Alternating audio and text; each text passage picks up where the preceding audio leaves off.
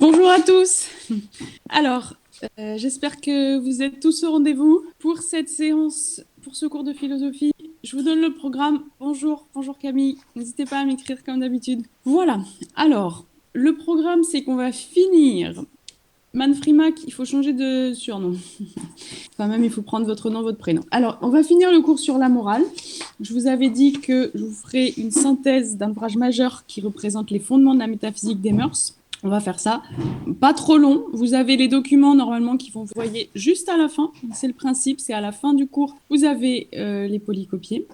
Et juste après, on va démarrer un grand chapitre de philo des sciences, d'épistémologie. Puisque je vous le rappelle, il nous reste en fait, pour boucler le programme, 4 notions: la vérité, la démonstration, la matière et l'esprit, et le vivant. Donc là, on finit la morale et le devoir, et on aura ces 4 chapitres qui sont inclus dans la raison et le réel. Ok ? Voilà. Alors, on va faire un grand cours d'introduction pour ces chapitres, puisqu'on change complètement de notion. Voilà, alors, on termine avec la morale. Donc, je vais vous lire un passage extrait des fondements de la métaphysique des mœurs. Et je demande à Alexandre, est-ce que ce serait possible de mettre le document sur la partie polycopiée du cours pour que vous puissiez suivre en même temps. Alors, c'est un extrait des fondements de la métaphysique des mœurs. Si vous ne l'avez pas sous les yeux, c'est pas grave, je vais aller lentement. C'est un extrait qui complète ce qu'on a fait hier, d'accord ? Alors, Kant commence en disant « Être bienfaisant quand on le peut voir. Et de plus, il y a de certaines âmes si portées à la sympathie que même sans aucun autre motif de vanité ou d'intérêt, elles éprouvent une satisfaction intime à répandre la joie autour d'elles, et elles peuvent jouir du contentement d'autrui, en tant qu'il est leur œuvre. Mais je prétends que, dans ce cas, une telle action, si conforme au devoir, si aimable qu'elle soit, n'a pas cependant de valeur morale véritable, qu'elle va de pair avec d'autres inclinations, avec l'ambition par exemple, qui lorsqu'elle tombe heureusement sur ce qui est réellement en accord avec l'intérêt public et le devoir, sur ce qui par conséquent est honorable, mérite louange et encouragement, mais non respect, car il manque à la maxime la valeur morale. Ce que vous pouvez retenir de ces mots, c'est que on retrouve la distinction qu'on a vue hier entre une action faite par devoir et une action qui sera conforme au devoir. Et celle, comme l'explique très bien Kant, celle qui mérite le respect, c'est celle qui va être conforme au devoir. Qui va être faite, excusez-moi, par devoir. Je fais 2 choses en même temps puisque je vous renvoie les documents pour qu'ils soient plus lisibles. Pardon. Voilà, c'est fait. Donc, ce sera en fait l'action qui est faite par devoir qui va mériter notre respect. Supposez donc que l'âme de ce philanthrope soit assombrie par un de ses chagrins personnels qui étouffe toute sympathie pour le sort d'autrui, qu'il ait toujours encore le pouvoir de faire du bien à d'autres malheureux, mais qu'il ne soit pas touché de l'infortune des autres, étant trop absorbé par la sienne propre, et que dans ces conditions, tandis qu'aucune inclination l'y pousse, il s'arrache néanmoins à cette insensibilité mortelle, et qu'il agisse sans que ce soit sous l'influence d'une inclination, uniquement par devoir. Alors seulement, son action a une véritable valeur morale. Donc c'est ce que je vous disais hier, il fallait imaginer ce philanthrope dépressif. Donc c'est la question de la valeur morale. Et vous pouvez avoir un sujet, comment reconnaître la valeur morale d'une action. Peut-on reconnaître la valeur morale d'une action ? Juste après, je vous donnerai des éléments, des sujets tombés pour le bac. Alors, donc cette question de la valeur morale, Kant continue en disant « Je dis plus, si la nature avait mis au cœur de tel ou tel peu de sympathie, si tel homme, honnête du reste, était froid par tempérament et indifférent aux souffrances d'autrui, peut-être parce que, ayant lui-même en partage contre les siennes propres un don spécial d'endurance et d'énergie patiente, il suppose aussi chez les autres, ou exige d'eux les mêmes qualités. Si la nature n'avait pas formé particulièrement cet homme, qui vraiment ne serait pas son plus mauvais ouvrage pour en faire un philanthrope, ne trouverait-il donc pas encore en lui de quoi se donner à lui-même une valeur bien supérieure à celle que peut avoir un tempérament naturellement bienveillant? À coup sûr. Et c'est ici précisément qu'apparaît la valeur du caractère, valeur morale et incomparablement la plus haute, qui vient de ce qu'il fait le bien non par inclination mais par devoir. Donc vous retrouvez ce dont on a parlé hier, mais dans le texte, c'est important de se confronter au texte. Vous retrouvez la distinction entre l'inclination et le devoir, et ce qu'on avait dit hier, on avait conclu là-dessus par une critique de Fourier relativement à la question des passions. Kant distingue très nettement, et il souhaite cette distinction, il distingue très nettement inclination et devoir, d'accord ? Voilà. Le devoir n'est l'inclination, c'est le contraire de l'inclination. Alors, les documents viennent d'apparaître. Vous les avez dans la partie questions cours. Si c'est possible de les mettre dans le polycopier du cours, mais ça fonctionne très bien ici. Donc, vous les avez sous les yeux. Alors, donc vous voyez, pas d'éléments nouveaux.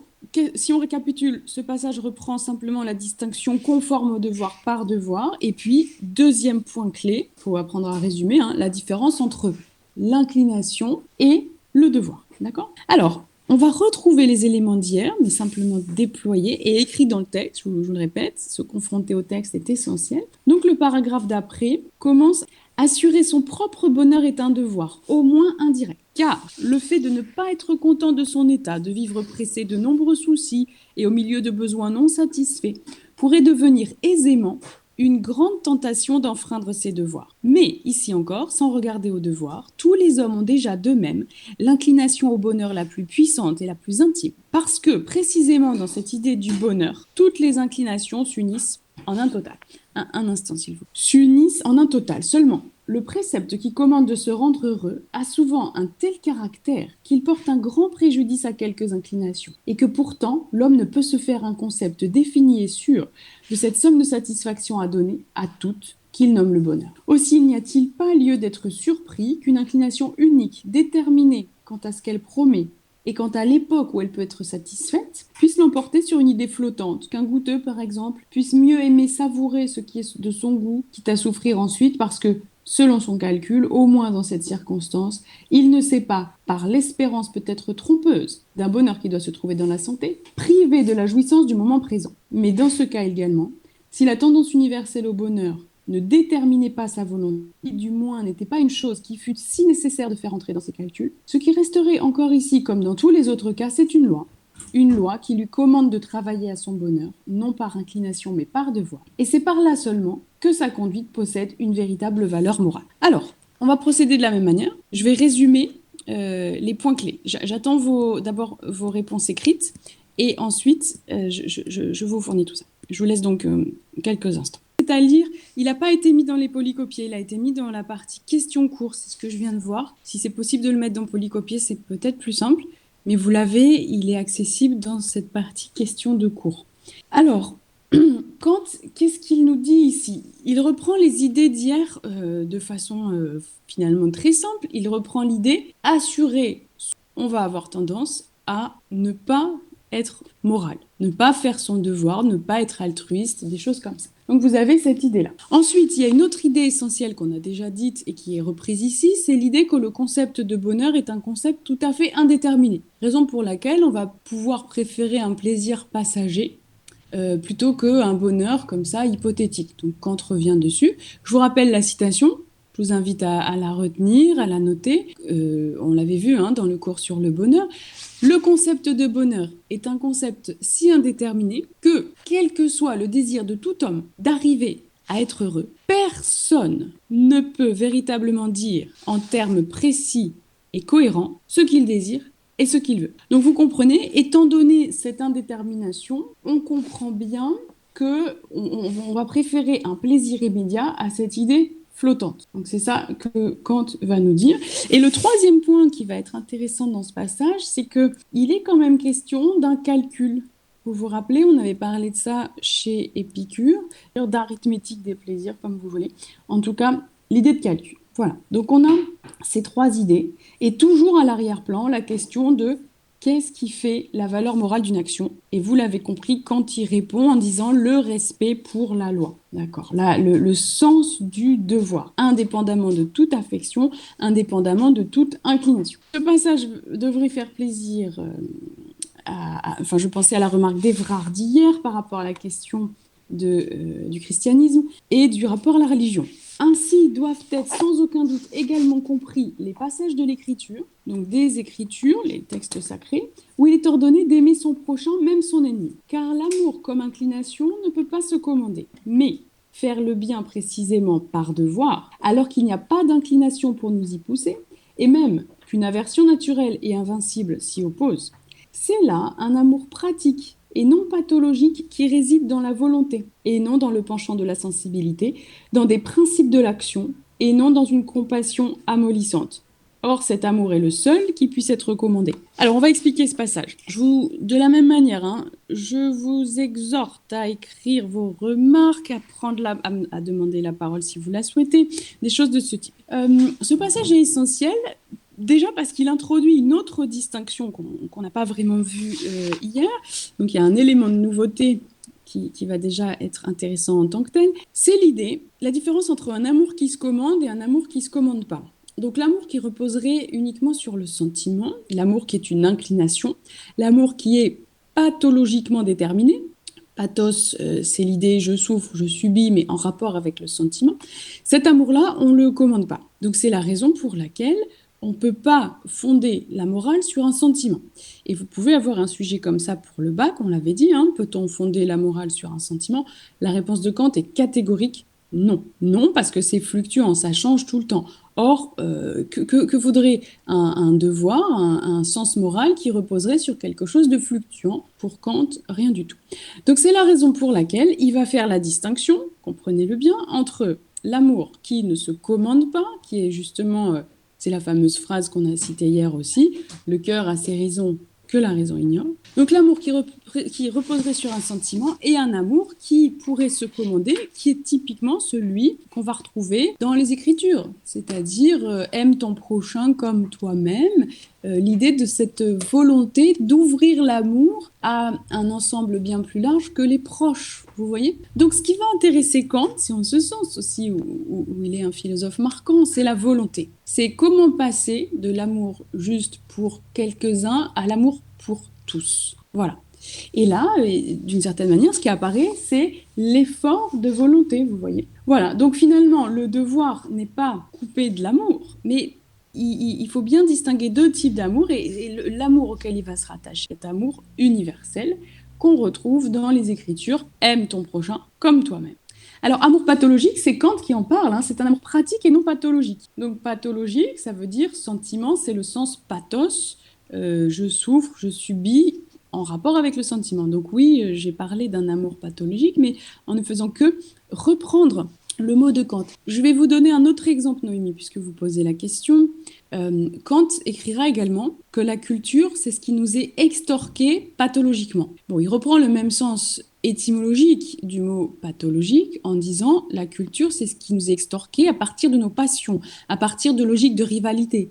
C'est parce qu'on a voulu faire une tour plus belle que celle du voisin, plus belle que celle du pays limitrophe, que finalement les plus grands monuments ont été fondés. Donc c'est pour ça que Kant va mettre l'accent sur l'aspect positif de la rivalité, qu'on appelle d'ailleurs l'émulation, en nous montrant que la culture, effectivement, peut bel et bien représenter ce qui nous est extorqué pathologiquement. D'accord ? Voilà. Merci Noémie pour cette question. Écrivez-moi s'il vous plaît. Écrivez-moi, j'ai besoin d'interaction. Ok, alors, bon, vous voyez, ce passage était très court mais essentiel. Donc tout le monde a retenu la distinction entre l'amour pathologique et l'amour pratique, en d'autres termes, l'amour qui repose sur le sentiment et l'amour qui se commande par la volonté. Qu'est-ce que je voulais dire? Donc le mot pathologique, vous comprenez, il n'a rien de péjoratif en fait, hein, il est juste utilisé dans son sens étymologique. Voilà. Alors, on continue. Voici la seconde proposition. On est toujours dans les fondements de la métaphysique des mœurs et je vous avais prévenu, le grand 3 qu'on est en train de faire là correspond à une lecture suivie, détaillée, analytique du texte. Voici la seconde proposition. Une action accomplie par devoir, donc une action profondément morale, tire sa valeur morale, non pas du but qui doit être atteint par elle, mais de la maxime d'après laquelle elle est décidée. Alors, je m'arrête ici pour l'analyse, dans le sens où là aussi on a un point essentiel qui reprend un peu le propos de Rilke en matière de poésie.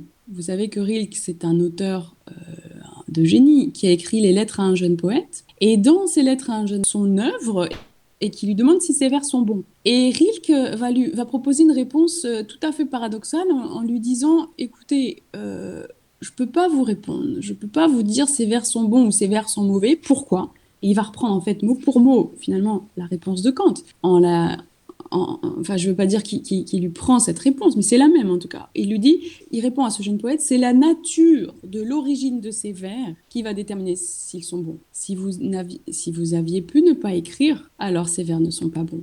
Si ces vers son fils de la nécessité si vous ne pouviez pas ne pas écrire, si vous étiez mort de ne pas avoir écrit, si votre main vous brûle au moment où vous sentez qu'il est impossible d'écrire, alors c'est faire semblant. Donc c'est la nature, et Rilke sera très précis là-dessus, c'est la nature de leur origine qui détermine leur qualité. Et Kant va faire exactement la même chose, c'est pour ça que j'ai fait ce petit détour par la poésie. Kant va faire exactement la même chose en disant ce qui fait la moralité d'une action, c'est pas le but qui est atteint. Rappelez-vous l'opposition entre ce qu'on a appelé les éthiques de la conviction et les éthiques de la responsabilité depuis Weber. Éthique de la conviction, on donne de l'importance à l'intention, c'est ce que fera Kant.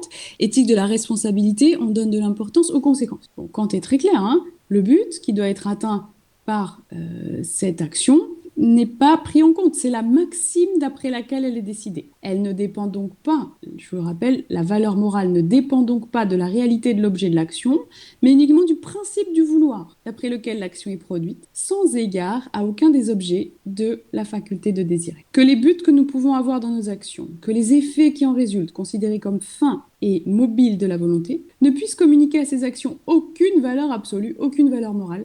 Cela est évident par ce qui précède. Donc là, il n'y a rien de nouveau, juste il continue son argumentation. Ce qui compte, c'est l'intention. Donc je vous le répète, on est en train de développer ce qu'on a fait hier. Où donc peut résider cette valeur si elle ne doit pas se trouver dans la volonté, considérée dans le rapport qu'elle a avec les effets attendus de ses actions? Alors, Kant reste tout à fait réaliste. Effectivement, une action qui est animée par une mauvaise volonté risque d'être assez mauvaise dans ses conséquences. Et inversement, lorsque l'intention est pure, lorsque la volonté est bonne, eh bien, les conséquences sont infiniment plus probables d'être bonnes. L'enfer est pavé de bonnes intentions, peut-être, mais en même temps, ça reste pas le cas général, d'accord? C'est-à-dire que globalement, plus vous ferez preuve de bonne volonté, plus vos actions auront des conséquences profitables pour l'ensemble. Donc, Kant reste tout à fait, comme je vous l'ai dit, réaliste, d'accord? Alors, nous pouvons avoir dans nos actions que les effets qui en résultent, considérés comme fins et mobiles de la volonté, ne puissent communiquer à ces actions aucune valeur absolue, aucune valeur morale, cela est évident par ce qui précède. Où peut donc résider cette valeur si elle ne doit pas se trouver dans la volonté, considérée dans le rapport qu'elle a avec les effets attendus de ses actions? Elle ne peut être nulle part ailleurs que dans le principe de la volonté, abstraction faite des fins qui peuvent être réalisées par une telle action. En effet, la volonté placée juste au milieu entre son principe a priori qui est formel et son mobile a posteriori qui est matériel, est comme à la bifurcation de deux routes. Et puisqu'il faut pourtant qu'elle soit déterminée par quelque chose, elle devra être déterminée par le principe formel du vouloir en général, du moment qu'une action a lieu par devoir, car alors tout principe matériel lui est enlevé. Alors ça se corse un tout petit peu, mais pas tant que ça. Il y a une image très jolie. La volonté, elle est au milieu entre son principe et ses conséquences. Et étant au milieu, il faut qu'elle fasse autre chose que ce fameux âne de Buridan dont on parle grâce à Raphaël depuis le début. C'est-à-dire qu'il va falloir vraiment qu'elle choisisse son camp. Et Kant nous dit, choisir son camp, ici, ça veut dire quoi? Ça veut dire choisir son principe. Aller du côté du principe, je vous le rappelle, et non pas du côté des conséquences. Et à ce moment-là, donc, l'action sera faite par devoir. L'action devra être déterminée par le principe formel du vouloir en général. Très bien.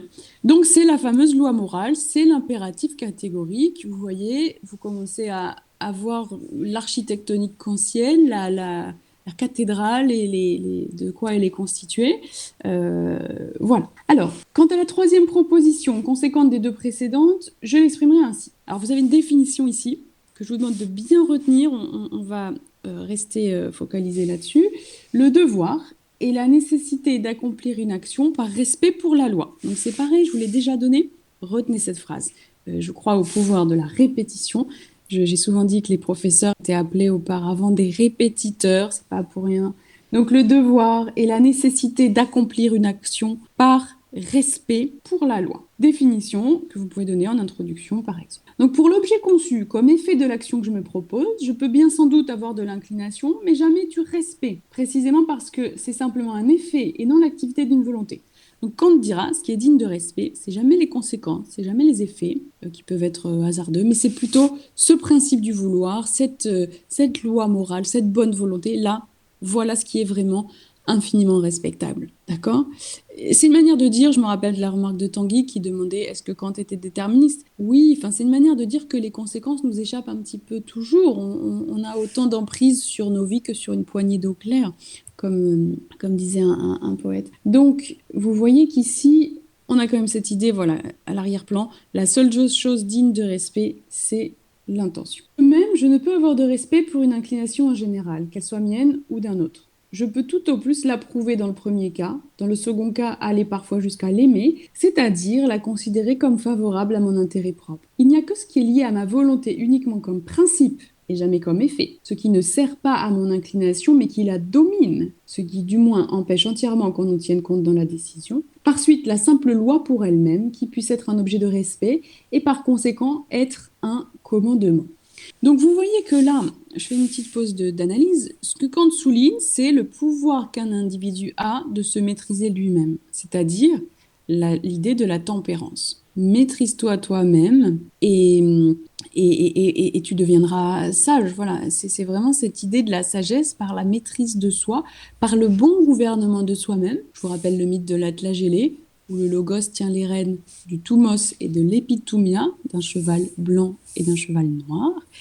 Et je vous rappelle aussi cette phrase du Bouddha, celui qui se maîtrise lui-même est infiniment plus puissant que celui qui a la prétention de maîtriser le monde. Voilà. Donc, vous le voyez, que ce qui est lié à ma volonté uniquement comme principe et jamais comme effet, ce qui ne sert pas à mon inclination mais qui la domine, ce qui du moins empêche entièrement qu'on en tienne compte dans la décision, par suite la simple loi pour elle-même qui puisse être un objet de respect et par conséquent être un commandement, être une formule du devoir si vous voulez. Or, si une action accomplie par devoir doit exclure complètement l'influence de l'inclination et avec elle tout objet de la volonté, il ne reste rien pour la volonté qui puisse la déterminer, si ce n'est objectivement la loi et subjectivement un pur respect pour cette loi pratique, par suite la maxime d'obéir à cette loi, même au préjudice de toutes mes inclinations. Donc l'obéissance à la loi morale est vraiment universelle chez Kant, peu importe que vous ayez envie de le faire ou pas, les inclinations sont laissées de côté. Il faut parce qu'il faut, tautologie on l'a dit, et vous comprenez peut-être, alors j'allais dire vous comprenez mieux, je sais pas, ça reste difficile à comprendre, mais en tout cas, vous comprenez pourquoi Kant a à ce point condamné le mensonge, c'est que sinon il aurait été en contradiction avec sa théorie.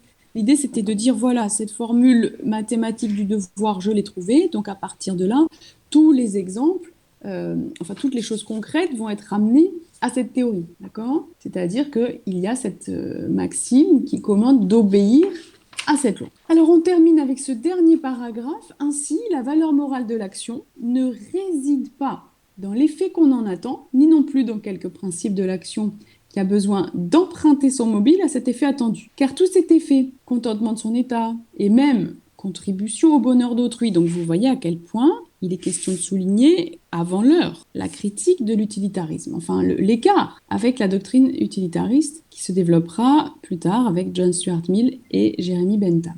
Tous ces effets pourraient être aussi bien produits par d'autres causes. Il n'était donc pas besoin pour cela de la volonté d'un être raisonnable. Donc ne peut être moral que quelqu'un de raisonnable animé d'une bonne volonté, pour résumer. Et cependant, c'est dans cette volonté seule que le souverain bien, le bien inconditionné, peut se rencontrer. Donc vous vous rappelez, hein, on a toujours à l'arrière-plan la bonne volonté, c'est la seule chose qui puisse être tenue pour bonne de façon absolue. On l'a dit hier, courage, autres vertus cardinales peuvent être relatives au but poursuivi. Ce n'est pas le cas de la bonne volonté.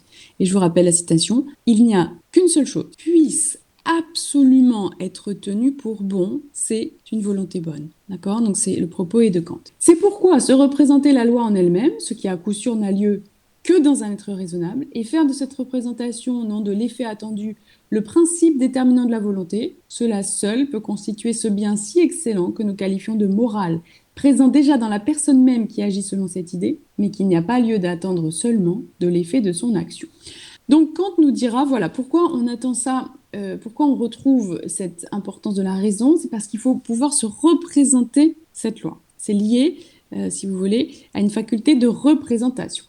Voilà, alors, bon, bah, écoutez, moi je suis bien contente de vous avoir fourni enfin, juste ce grand 3 à partir donc de la lecture d'un texte et de l'analyse, parce que je trouve qu'on ne lit pas assez les textes en tant que tels.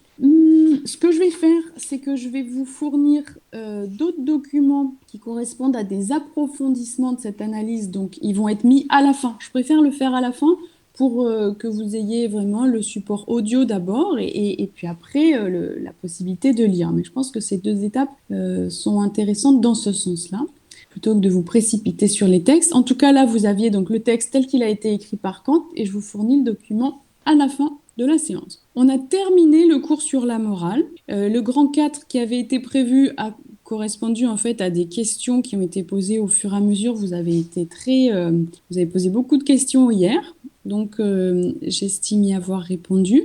Si vous en avez d'autres, bah, écoutez, allez-y. Je vous écoute. Je vous lis surtout, Amy. Et qu'est-ce que je voulais dire donc, et si vous en avez pour plus tard, oui, je vous ai aussi écrit hier. Vous pouvez m'écrire à tout moment. Je regarde sur Discord, je vous réécrirai. Voilà, il y a un suivi permanent. En tout cas, non, mais si vous avez des questions, blague à part, je suis là pour y répondre. Alors, Noémie est en train d'écrire. Donc, Kant voit donc un intérêt dans les passions, si jamais celles-ci sont utilisées à des fins comme la culture. Oui, voilà. Tout à fait. La culture, c'est ce qui nous est extorqué pathologiquement. Vous faites une excellente remarque qui montre que vous avez tout à fait compris. C'est-à-dire que c'est seulement dans le cas justement de passions extorquées pathologiquement à des fins comme la culture que celles-ci vont apparaître comme intéressantes. Tout à fait. Bah, très bonne remarque. Écoutez, gardez ça comme ça complète le cours. Vous avez compris. Les passions gardent un intérêt seulement si celles-ci sont utilisées à des fins comme la culture. Voilà. Je vous invite à lire le chapitre 6 de la crise de la culture d'Hannah Arendt. Je le mettrai en document supplémentaire.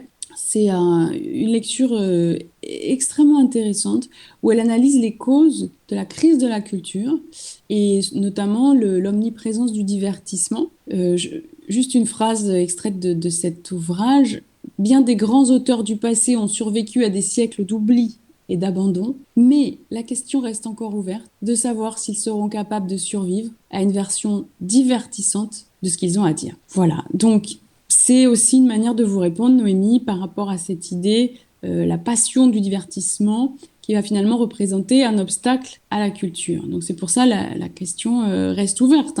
Je vous invite toujours à ne pas avoir d'argument d'autorité. C'est pas parce que Kant a dit ça que ceci, cela.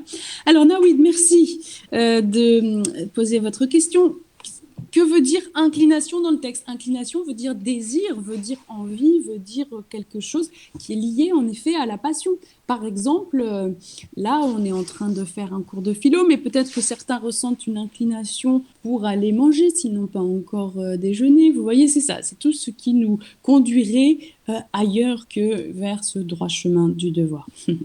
Voilà. Alors Marie-Amélie, vous avez changé d'image. Les réadaptations modernes ne sont-elles pas un bon compromis entre divertissement et culture? Mais bien sûr, mais ce que disait Hannah Arendt, c'est qu'en fait, il n'était pas sûr que, prenons l'exemple de Shakespeare, il n'était pas sûr que Shakespeare n'ait que des choses divertissantes à nous dire. Donc, en fait, ce qu'Hannah Arendt va critiquer, c'est cette espèce d'injonction, enfin d'omniprésence du divertissement. Et le fait qu'on ne puisse rien aborder autrement qu'à travers le prisme du divertissement, c'est un excès. Enfin, vous voyez, bien sûr qu'on peut garder en tête la phrase de Pascal, d'ailleurs, tellement d'actualité aujourd'hui.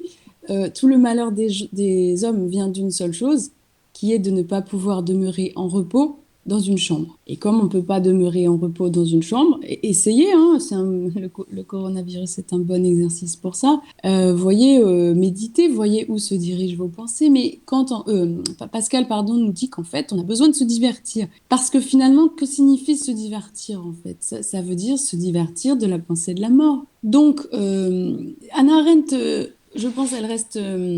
j'allais dire tributaire, mais c'est pas ça. Elle reste dans l'héritage de cette pensée qui consiste à dire que le divertissement est un besoin, d'accord? Au même titre qu'après une journée de travail, on a besoin de se reposer, on a aussi ce besoin de se divertir. Mais précisément, elle va opposer d'un côté la vie et justement ce cycle des besoins et ce besoin de repos ou le divertissement, et de l'autre le monde qui s'extrait des besoins qui caractérise la culture. Et c'est là aussi qu'elle dira qu'il y a une temporalité tout à fait différente, alors que les besoins reviennent par cycle et sont éphémères, etc. Avec le monde, vous avez une pérennité qui apparaît, Et c'est la raison pour laquelle elle écrira: Seul ce qui dure à travers les siècles est susceptible de représenter un objet culturel. Donc c'est en vertu de cette distinction que la notion de divertissement est critiquée, mais on n'est pas en train de dire que le divertissement doit disparaître, on est juste en train de dire que c'est pas vraiment le lieu de la culture. Bon, mais voilà. Alors, les réadaptations modernes ne sont-elles pas un bon compromis entre divertissement et culture? J'espère avoir répondu à votre question. N'hésitez pas à en écrire éventuellement d'autres. Et oui, d'accord. Et juste pour terminer cette réponse, je ne sais pas si vous avez vu, je vous le conseille grandement, Roméo plus Juliette, le film de Baz Luhrmann qui reprend, en fait, qui est une adaptation de la pièce Roméo et Juliette de Shakespeare. Il me semble que c'est un bon exemple de bon compromis. Alors, je ne sais pas si ce serait un compromis entre divertissement et culture, mais un compromis entre modernité et XVIIe siècle. Parce que vous avez vraiment le texte tel que Shakespeare. C'est pour ça que c'est un film que vous pouvez voir 15 fois. C'est dense, hein, Roméo et Juliette, du point de vue de l'anglais. Voilà, c'est pas forcément évident. Et donc, vous avez en même temps un film qui donne vraiment envie de le voir, quoi, avec une version très moderne, et les deux se mélangent très bien. Donc, Roméo plus Juliette, Baz Luhrmann, je vous l'écris. Luhrmann, je ne suis pas du tout sur l'orthographe. Je vais chercher. D'accord. Dites-moi, enfin, si vous pouvez le regarder, ça me ferait plaisir et ça serait intéressant. J'aimerais bien avoir votre avis. D'accord. Je pense que c'est vraiment un très bon film. Voilà. Alors, Célia, je ne comprends pas bien pourquoi Kant ne tolère pas le mensonge quand il est utilisé avec bonne volonté, quand l'intention est bonne, puisqu'il dit que la morale repose seulement sur l'intention. Oui, mais en fait, en gros, il faut que vous compreniez que la condamnation du mensonge, rappelez-vous, la volonté, elle est à mi-chemin, vous allez comprendre, elle est à mi-chemin entre le principe et les faits. Et le principe, c'est toujours la loi morale. Donc la loi morale gouverne la bonne volonté, si vous voulez. La bonne volonté est toujours soumise à cette loi universelle. Et c'est à ce titre que le mensonge va être condamné absolument. Vous posez une très bonne question, Célia, mais pour bien comprendre cette réponse, il faut revenir au passage où il y avait cette métaphore qui consistait à dire que la volonté était au milieu entre principe et effet. Voilà. Donc là, c'est vraiment c'est technique en fait. Hein. C'est pour ça qu'on parle de l'architectonique kantienne, c'est que il faut voir ça comme un travail d'architecture, quoi, très cohérent et voilà. Merci pour vos questions. Bah, dites donc, c'est un bon niveau. Hein. Vos questions sont impressionnantes, elles sont très bonnes. Voilà. Alors, à la fois, elles sont très bonnes parce qu'elles sont très ancrées dans la pratique, dans un souci, elles témoignent déjà d'une compréhension forte, et puis dans le même temps, elles sont techniques. Donc ça fait plaisir, ça fait du bien.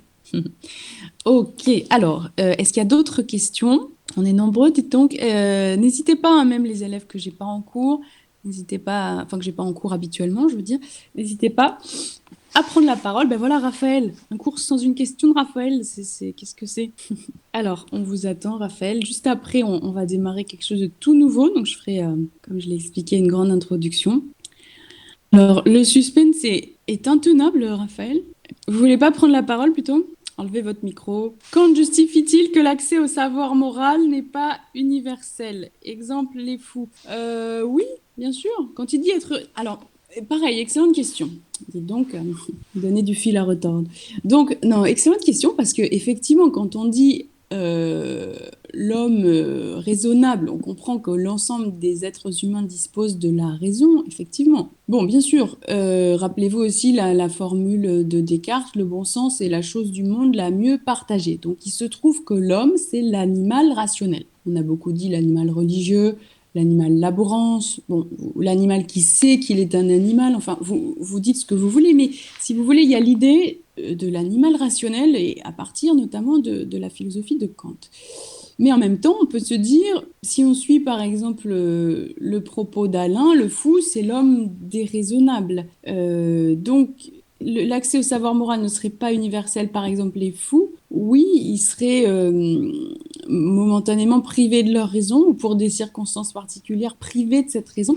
Rappelez-vous, infants. Infants, ça veut justement, c'est l'étymologie d'enfant et ça veut dire privé de raison. Et on a cette phrase, la vérité sort de la bouche des enfants et des fous, donc de ceux qui en fait seraient privés de raison. Donc vous voyez, loin que ça représente aussi une condamnation totale, il peut y avoir finalement un autre type de vérité qui apparaîtrait.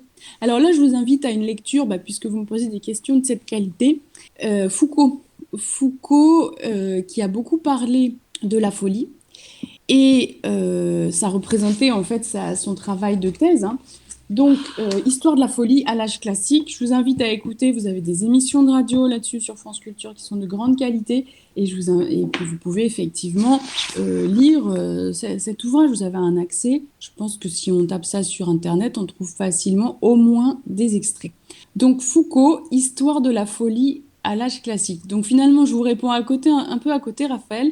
En vous disant que c'est une question qui est pas seulement à rattacher à Kant, en fait. Je pense qu'on peut l'élargir déjà avec Alain, donc, qui nous dit que qui parle du fou. Et le fou, c'est surtout chez Alain celui qui ne peut pas se maîtriser lui-même, qui n'a plus cette force de refus. Donc Alain ira très loin en disant finalement il n'a plus d'âme, puisque l'âme c'est ce qui refuse le corps, c'est ce qui refuse de boire quand le corps a soif, de prendre quand le corps désire, d'abandonner quand le corps a horreur, de fuir quand le corps tremble et de frapper quand le corps s'irrite. L'âme c'est une force avant tout. Et le fou n'a plus cette force. Bon, voilà. Donc Raphaël, pardon, j'ai répondu un peu à côté, mais en essayant d'ouvrir aussi la question vers Alain et Foucault. Très bien. Alors, merci pour ces questions, je vous le rappelle, d'une qualité impressionnante. Alors, on va passer à toute autre chose. Si vous avez d'autres questions, allez-y. Mais maintenant, ce que j'ai prévu, c'est que on démarre donc un chapitre tout nouveau sur les sciences. D'accord ? Donc, vous êtes en S, la plupart, ou même l'intégralité de ceux qui nous écoutent, là. Donc, je tiens à préciser par rapport au bac que ça tombe quasiment chaque année. J'ai juste oublié une petite chose, c'est que je vous avais promis des sujets pour la morale et le devoir, donc ils ont été mis sur la partie écrite du cours, donc question cours ou polycopier, je ne sais pas trop, mais en tout cas, les sujets de dissertation qui sont tombés au bac en rapport avec la morale, donc juste avant d'aborder les sujets de philo des sciences. La bonté est-elle un symbole de moralité ? Très beau sujet. Peut-on être sûr de bien agir ? La morale ne provient-elle que de l'épreuve de la faute ? Avons-nous des devoirs envers nous-mêmes ? Sur quoi ma conscience morale fonde-t-elle sa légitimité ? Est-ce renoncer à sa liberté ? Faut-il parfois désobéir aux lois ? Ce qui serait bien, c'est que vous essayiez de trouver des idées là-dessus, puis on en reparle dans des passages de méthode, d'accord ? Voilà, alors c'est parti pour des thèmes que j'aime beaucoup. Je vous fais un aveu, mais en fait j'aime beaucoup l'épistémologie. C'est-à-dire, vous avez compris, l'épistémologie, ça s'écrit comme ça, c'est la philosophie des sciences. Alors, on revient au programme. Donc, on a quasiment fini le programme. C'est quand même beaucoup ce qui nous reste. Mais disons qu'il nous reste plus qu'un pôle qui est justement l'épistémologie, à savoir la philosophie des sciences. D'accord ?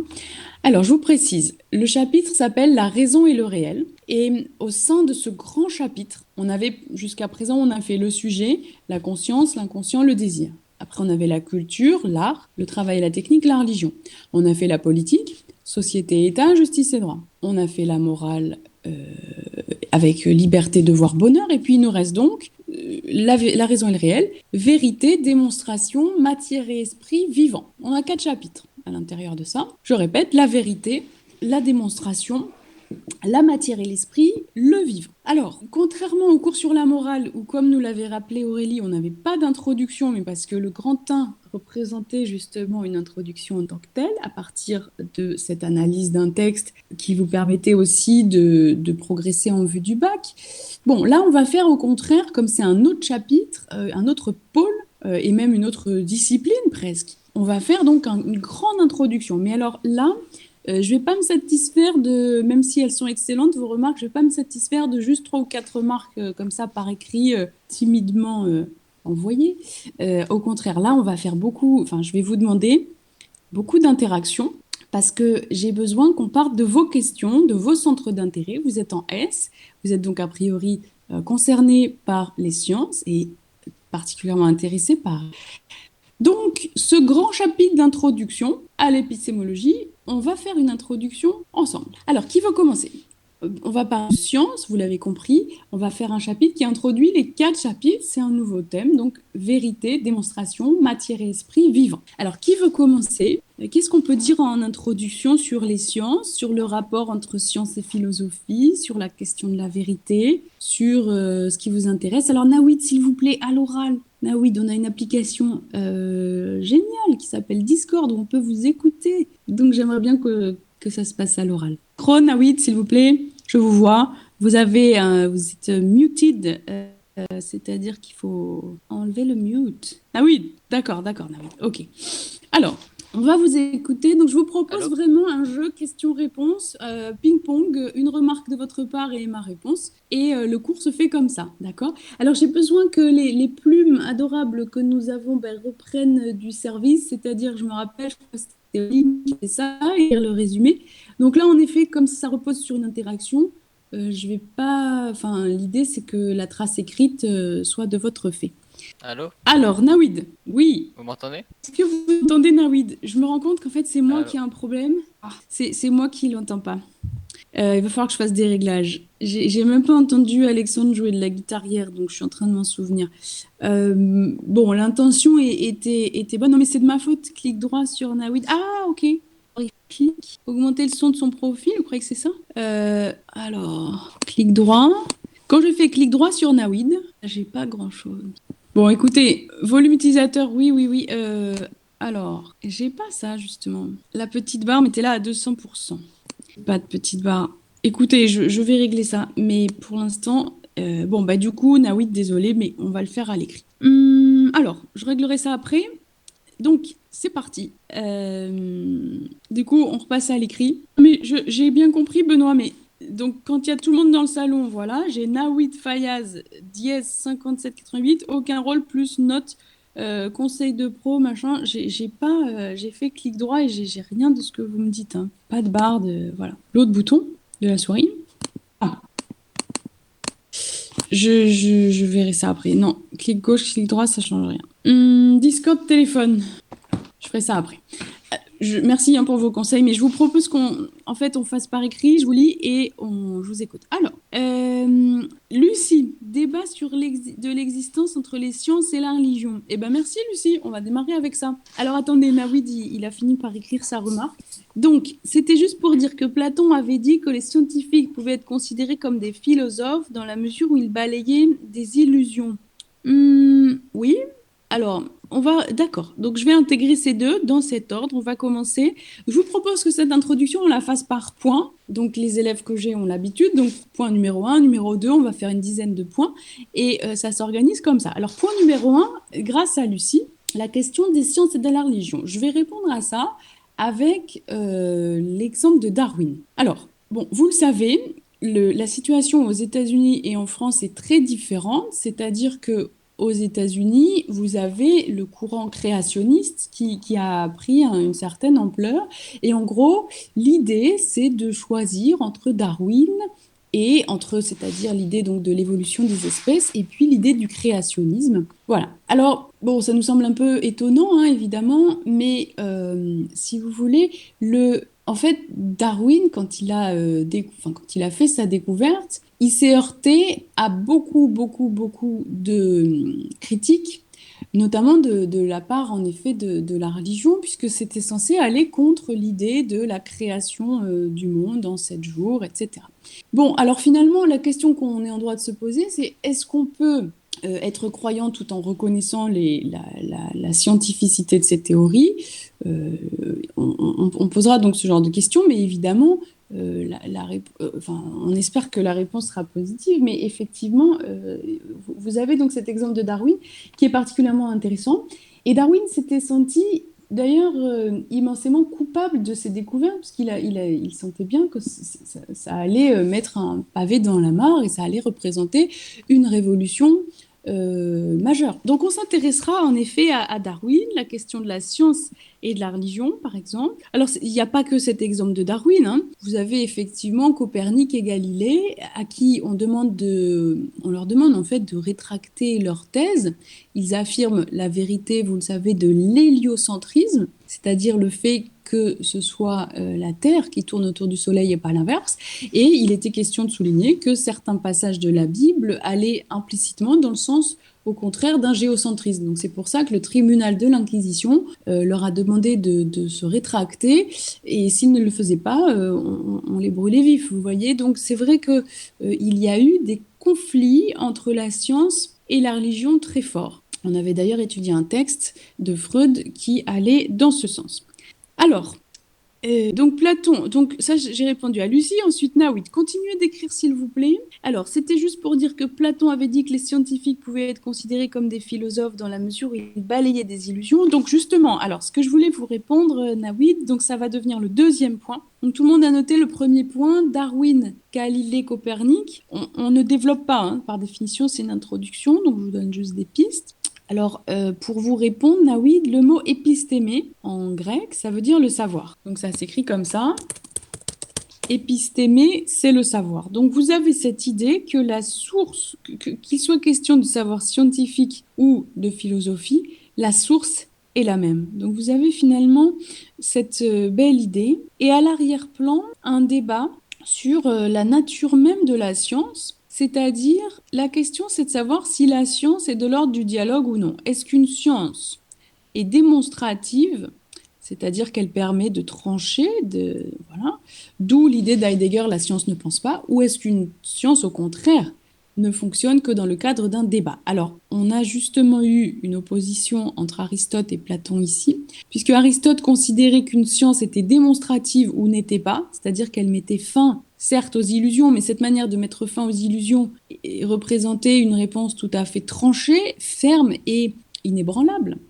Alors que finalement, Platon et Socrate, par la même occasion, allaient révéler l'essence dialogique de la science, c'est-à-dire le débat permanent. Et finalement, une science n'est pas là pour mettre fin au débat, mais pour le réouvrir à chaque instant. Ça veut dire que une découverte amène de nouvelles questions, etc., etc., etc. Voilà. Alors, on a des exemples qui vont dans un sens et d'autres qui vont dans d'autres sens. Je vous donne l'exemple de ce qu'on a appelé le mouvement brownien, qui va plutôt, c'est une découverte qui va plutôt dans le sens de ce qu'a dit Aristote. Une science est démonstrative ou n'est pas, elle met fin au débat, elle balaye des illusions, et en balayant des illusions, elle tranche. Alors, qu'est-ce que c'est que ce mouvement brownien? Alors, c'est quelque chose d'intéressant qui a conduit à la découverte expérimentale, à la preuve expérimentale de l'atome, puisqu'en fait, au début du XXe siècle, vous aviez encore des physiciens qui croyaient en l'existence de l'atome et d'autres qui n'y croyaient pas finalement. Et Brown, qu'est-ce qu'il a fait? Il a observé, brownien, c'est ça, Brown. Regardez, faites des recherches sur Internet, le mouvement brownien. Et en fait, bon, vous avez des grains de pollen dans de l'eau, dans une goutte d'eau. Et Brown, qu'est-ce qu'il a fait? Il a observé au microscope. Et il a regardé tout ça, tout ce monde magnifique, toute cette chorégraphie, tout ce ballet des molécules. Et il a constaté qu'en fait, il y avait un mouvement permanent. Et si vous voulez, ça va avoir des conséquences importantes, puisque le fait qu'on constate un mouvement qui ne s'arrête jamais, un mouvement permanent de ces fameux grains de pollen, ça va permettre de démontrer l'existence de l'atome, puisqu'on va imaginer finalement des chocs entre, alors non pas des boules de billard, puisque c'est pas du tout la modélisation qu'on a de l'atome, mais en tout cas des chocs entre molécules, des chocs entre atomes qui seraient responsables de ce mouvement permanent. Donc vous pouvez regarder, là l'histoire elle implique Einstein, Brown, elle implique plusieurs protagonistes. Einstein, il faisait des équations pendant ce temps-là, mais en gros, si vous vous intéressez à ça, à la preuve expérimentale de l'atome, vous verrez que le nom de Brown apparaît. Et tout ça, ça va dans l'idée que la science est démonstrative ou n'est pas, comme le disait Aristote, et tranche, met fin à un débat. Voilà, alors ça c'était la réponse à Nawid, c'était le point numéro 2, d'accord, dans cette introduction. Donc si vous avez des questions relatives à ça, n'hésitez pas. Raphaël, mais La maïeutique, vérité qui nous habite depuis toujours, ça ne s'oppose pas à l'idée du débat. Du coup, Socrate se contredit un peu. Alors, oui, oui, c'est toujours vos questions. Je vous reconnais encore, Raphaël. C'est les questions cohérence. Alors, je vais vous répondre en citant un extrait d'un dialogue de Platon où il est question de dire que avoir contemplé, enfin, vous savez, la maïeutique, c'est le fait que l'âme connaisse tout, qu'elle a tout contemplé, toutes les idées avant de s'incarner, et que finalement, connaître, c'est se souvenir. C'est cette idée de la réminiscence. C'est ça la maïeutique. Le professeur n'est jamais que quelqu'un qui vous permet d'accoucher de vous-même. Voilà. Il vous permet d'être reconduit à ce savoir profondément enfoui en vous. Bon, et donc l'idée qui va peut-être vous permettre une réponse, Raphaël, c'est l'idée que toutes les vérités qui ont été contemplées au préalable sont corrélées entre elles. Vous n'en avez jamais une qui sera isolée d'une autre. Et donc en retrouver une seule, c'est finalement la possibilité de les retrouver toutes. On l'avait d'ailleurs étudié en atelier philo, que l'homme voit dans une fleur, je ne me rappelle plus de la phrase, mais c'était l'idée un monde dans une fleur sauvage. Voilà, c'était une belle phrase comme ça. Et donc, le principe, c'est de dire, en fait, cette vérité qui nous habite depuis toujours, elle est infinie, enfin, elle est à la fois une, mais cette unicité va créer des facettes d'une multiplicité infinie. Et donc, en contempler une, c'est la possibilité de les retrouver toutes, puisqu'elles sont toutes apparentées entre elles.